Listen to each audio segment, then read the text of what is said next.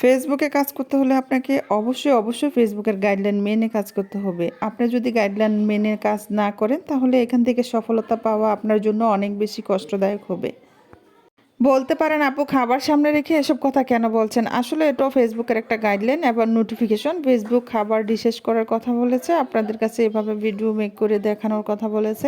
আজকে আমি কি কি রান্না করলাম সেটা আপনাদের কাছে শেয়ার করব। এখানে আমি আলু খাটাই বা আলু ঘাটি বলা হয় সেটা রান্না করেছি। এটা অনেকে মাছ দিয়ে রান্না করে, আমি মাছ ছাড়া রান্না করেছি। তারপরে রান্না করেছি মূলা এবং টমেটো দিয়ে, শুটকি দিয়ে রান্না করেছি। এটা খেতে অনেকটা দারুণ আমার কাছে। তারপরে এখানে আছে মুরগির মাংস, এটা আমি অল্প পরিমাণে রান্না করেছি।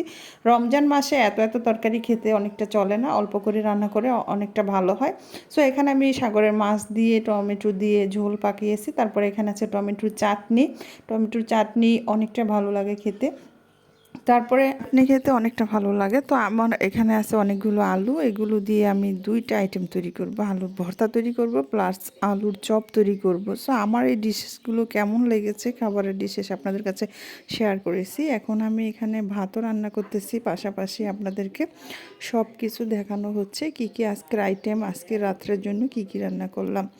সো এই ভিডিও যদি আপনাদের ভালো লাগে অবশ্যই লাইক কমেন্ট শেয়ার করবেন। তো এখন আমি আলুগুলো দিয়ে ভর্তা তৈরি করব, অর্ধেকগুলো আলু দিয়ে ভর্তা তৈরি করব প্লাস অর্ধেকগুলো আলু দিয়ে চপ তৈরি করব। তো এখন আমি অর্ধেকগুলো আলু দিয়ে ভর্তা তৈরি করে নিচ্ছি। ভর্তা যদি আপনি সাথে সরিষার তেল অথবা কোনো আচার মিক্স করে খেতে পারেন, অনেকটা ভালো লাগবে। তো আমি এখন চপগুলো তৈরি করে নিচ্ছি। চপগুলো খেতে অনেকটা ভালো লাগে।